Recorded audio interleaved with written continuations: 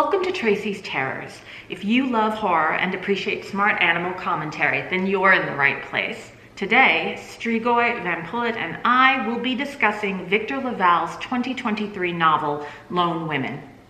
Victor LaValle's Lone Women explores how the extreme conditions of a frontier setting can foster more fluid and creative affiliations. Without an entrenched social order to govern interactions, a Montana homesteading community makes it possible for the main character, Adelaide Henry, a woman of color, to adopt new identities and participate in unlikely partnerships.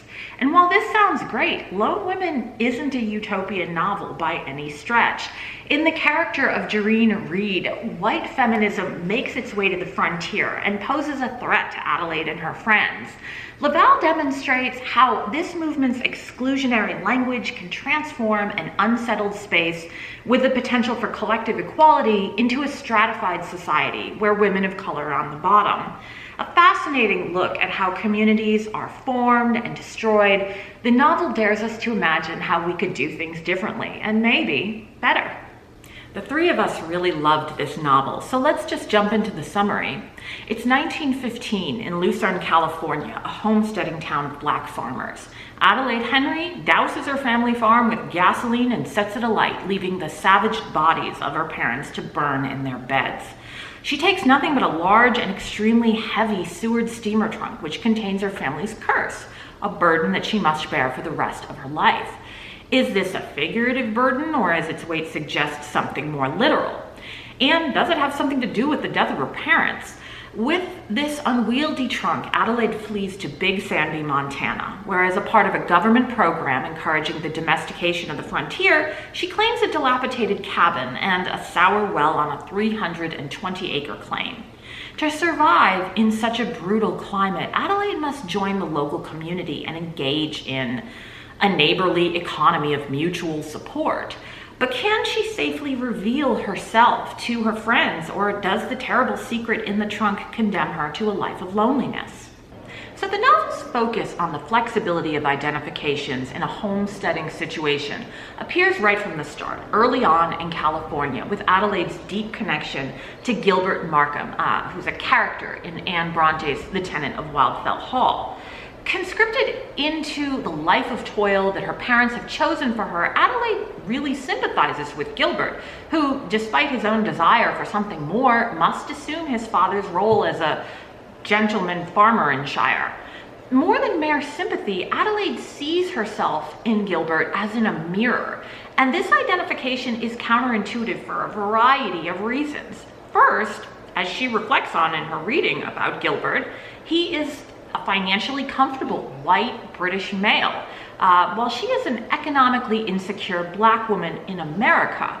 What's more surprising to me, though, is that she sees herself in Gilbert and not in Bronte's character Helen Graham, a young woman escaping a dark family secret who, secluding herself in Wildfell Hall, is the primary subject of the town's gossip. Helen's story is congruent with Adelaide's in so many ways, and yet Adelaide doesn't make this obvious identification with her. That she chooses Gilbert over Helen, the much more obvious point of identification, is, I think, LaValle's whole point. African Americans have always had to imaginatively inhabit white characters because people of color are not adequately represented in print and visual media. If they want to read, watch a movie, or generally participate in popular culture, they must stretch, and that's what Adelaide is doing here. However, her extreme circumstances compel her to be even more creative. Ostracized by her neighbors who call the Henrys queer folk, and living with parents who can't even begin to fathom her dreams, she grasps at a subject position that, more than Helen, removes her from her present setting and resonates, however remotely, with her aspirations. The fluidity of identification that LaValle shows us with Bronte's book extends to interpersonal relationships on the Montana frontier, where unlikely associations and new personas flourish. The friendship between Adelaide and Grace could only exist in the wilds of Montana, where the need for Human contact and mutual aid in a brutal environment takes priority over the factors that typically determine compatibility in friendship. Their backgrounds are completely dissimilar, and they share no interests other than, staying alive and maintaining their basic humanity through conversation.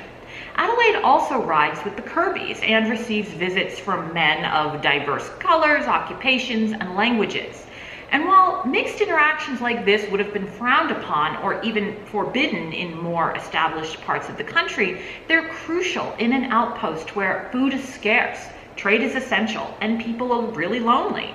The freedom afforded by the frontier to fashion new selves can also be exploited, leveraging their talent for reinvention. The Mudges, the Mudge family, really interesting group of characters created by LaValle, depend on the social instability of homesteading regions for the success of their crimes.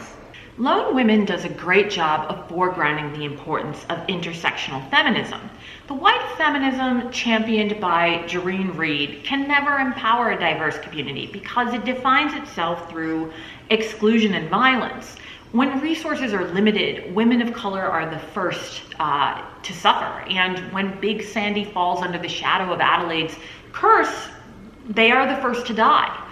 Reed deploys false binaries to persuade her white audience that Adelaide and her friends are evil. And indeed, at the core of LaValle's novel is an interest in how language can be used to distance and dehumanize others.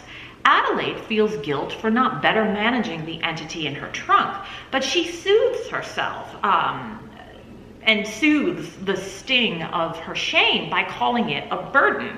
You can't feel bad for wanting to get rid of a curse or for starving and imprisoning a demon, can you? But how do her responsibilities towards the entity in the trunk change if it is called a creature or a goddess or even a human being?